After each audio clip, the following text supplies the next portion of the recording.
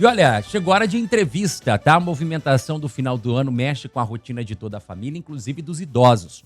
Fernando de Carvalho conversou com o geriatra Marcos Blini Pereira, que falou sobre os impactos deste período na saúde dessas pessoas. Vamos acompanhar.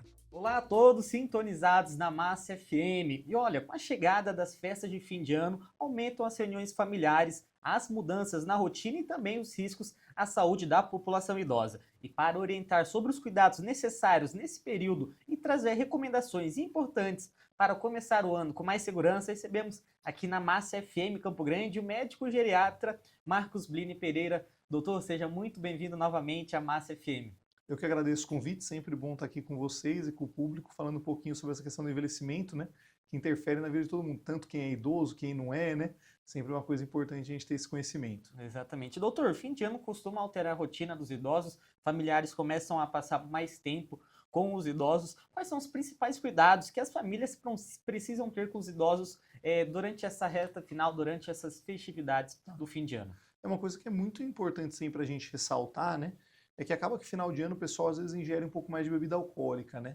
E quando a gente tem um paciente idoso, principalmente se a gente fala de um idoso na questão mais literal da palavra, então um idoso que está um pouquinho mais debilitado, que às vezes já tem uma alteração de marcha, desequilíbrio, ou às vezes até alguma questão mental associada, mesmo uma ingesta alcoólica numa quantidade menor pode ser o suficiente às vezes para aumentar muito o risco de uma queda, tá? Ou às vezes desencadear sintomas psíquicos. Então, às vezes, o paciente já tem uma alucinação, já tem alguma coisa de um componente de uma síndrome demencial. Às vezes, o álcool, ele age piorando esses sintomas, tá? Então, assim, o ideal é que o paciente não ingira, ou se for ingerir, uma quantidade pequena, controlada, até porque uma quantidade pequena não vai fazer diferença, né? Mas cuidar nesse sentido, principalmente os pacientes têm uma certa autonomia, às vezes, de pegar as coisas sozinha, né? Então tem muito paciente que às vezes começa ali com champanhe, mas aí vai indo, então controlar isso aí. Uhum. Grande parte dos idosos tomam medicamentos. Como conciliar, já que se disse sobre a ingestão de bebida alcoólica com os medicamentos, também com o sono, porque várias vezes o pessoal fica relembrando histórias antigas, os idosos costumam a dormir mais tarde. Como conciliar tudo, então? Então a questão dos medicamentos, né, o ideal é perguntar para o médico que acompanha esse idoso se tem alguma interação ou não com a bebida alcoólica, tá?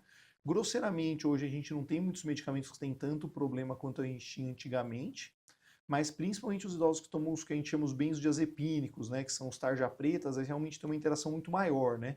Então ele pode aumentar muito o efeito do álcool. Então a recomendação médica é, a princípio, não usar os benzodiazepínicos, né, os remédios tarja preta que a gente usa para sono, às vezes, junto com a bebida alcoólica, tá? Perfeito. Sobre a rotina, como eu disse, os idosos geralmente sempre têm a rotina, sempre acordam cedo, tudo mais. A rotina pode alterar a saúde dos idosos? Os idosos podem acordar um pouco mais tarde durante esses dias? Tá. Então, o idoso que está bem, tá, não tem problema nenhum, igual a gente, tá? Então, às vezes ele vai ficar um pouco mais cansado no dia seguinte, vai acordar um pouco mais tarde, mas nada além do normal, né? O grande problema que a gente vê, indo até um pouco além só das festas, mas a questão dessa época de férias, né? São os idosos que já têm alguma síndrome demencial. Então, já tem Alzheimer, já tem demência vascular por micro-AVCs, demência por Parkinson, porque esses idosos eles não se dão muito bem com mudança de rotina. E aí pode precipitar uma questão de alteração psíquica. Então, muitas vezes, os familiares às vezes montam um esquema de levar esse idoso para visitar um familiar distante, a cidade natal, alguma coisa assim, e aí quando chega nesse lugar, vira uma tragédia.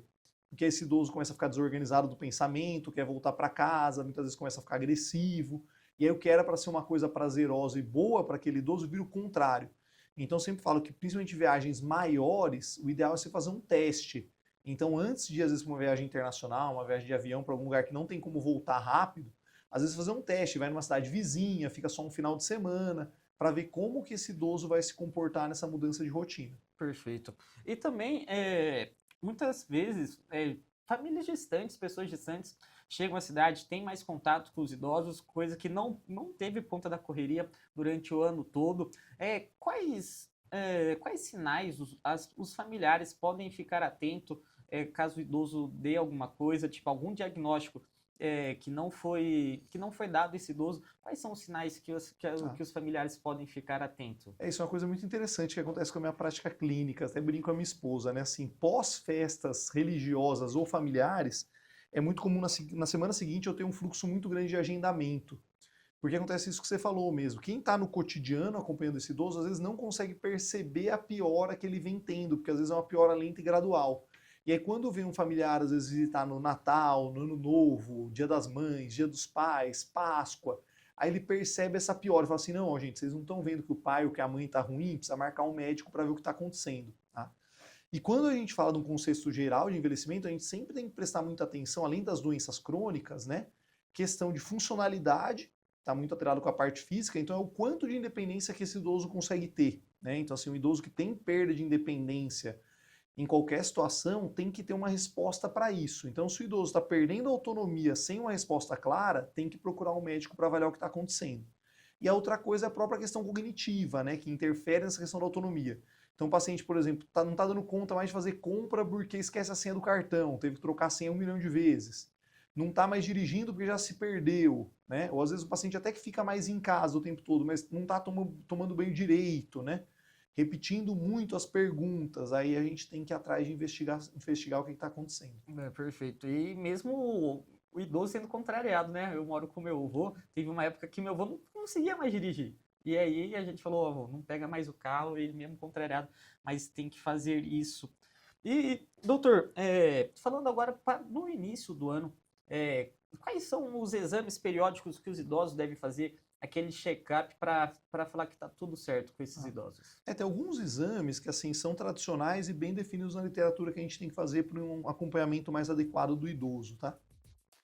Varia um pouco conforme a idade e a saúde geral desse idoso, mas grosseiramente, tá? Vou fazer um retrospecto rápido. Desde os 35 anos, tá, já tem comprovação científica que a gente tem que fazer no mínimo o exame de colesterol e o exame da diabetes uma vez por ano, que são doenças silenciosas e, claro, também medir a pressão na consulta que você vai para esse médico fazer essa avaliação. Então essas três coisas são imprescindíveis desde os 35. Pressão, colesterol e diabetes, né? Conforme a gente vai envelhecendo, vai muito conforme as doenças que a gente tem, tá? Mas quando a gente chega aí numa idade mediana, aí por volta dos 40, 50 anos, aí começa a entrar os rastreios das neoplasias, né? Então entra para a mulher a mamografia, entra o Papa Nicolau, para homem entra a questão do câncer de próstata, que é um pouco controverso, mas pode ser feito, né? Depois entra a questão do rastreio para câncer de cólon, né, de intestino, que é com a colonoscopia, o sangue oculto nas fezes. E depois, quando a gente fica mais velho, principalmente mulheres, entra a densitometria óssea para osteoporose, tá? Então esses são todos os exames de prevenção que a gente tem hoje em dia de forma grosseira. Só que quando a gente tem um idoso mais velho, e principalmente se ele já começa a ter uma certa debilidade, a gente tem receio de pedir o exame dá um diagnóstico que às vezes a gente não vai conseguir tratar. Tá? Então, quando a gente tem pacientes mais debilitados ou acima dos 80 anos, a maior parte desses exames meio caem por terra. Então, o paciente acima de 80 anos, normalmente o único exame que a gente pede de rotina, a cada 6 meses ou anual, é exame de sangue e exames conforme as doenças que esse paciente tem. Então, exemplo, pressão alta. Todo paciente que toma remédio para pressão alta precisa fazer o exame da função renal e dos sais, pelo menos a cada 6 meses, para a gente avaliar como é que tá. Então, aí estão coisas mais específicas. Perfeito. Doutor, a gente tem mais um minuto. Queria que, para finalizar essa entrevista, que o senhor desse uma orientação geral para os idosos, para os familiares que cuidam dos idosos, para que os idosos tenham um início de ano mais saudável, com mais qualidade de vida e principalmente com autonomia. Sempre que eu vou dar entrevista, eu gosto de falar isso, a gente foge um pouco da parte só médica e de saúde mais técnica, né? Que se fosse falar uma coisa que é chave para a gente envelhecer bem, tá? Tanto de prevenção quanto no envelhecimento, é se manter ativo. Tá? Então, quanto mais a gente jovem ou os idosos, mesmo com 90, 100 anos, tiverem ativos, melhor eles tendem a envelhecer. Tá? Tanto do ponto de vista físico, porque vai estar com esse corpo mais ativo, tanto do ponto de vista mental, porque vai diminuir o risco de depressão, de ansiedade, e também do ponto de vista das síndromes demenciais. Porque a gente tem um conceito que a gente chama de reserva cognitiva. Então, quanto mais esse cérebro estiver estimulado, menor é a chance das síndromes demenciais. Tá? Então, vocês podem ver até por pessoas da grande mídia, né? Normalmente, quem envelhece muito bem são pessoas muito ativas e não param de trabalhar nunca somem, né?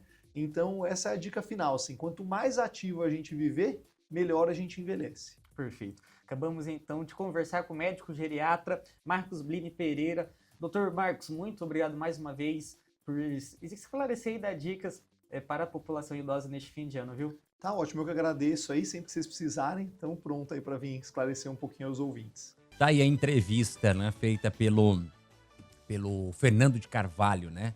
Com o Dr. Marcos Blini Pereira. Muito bem.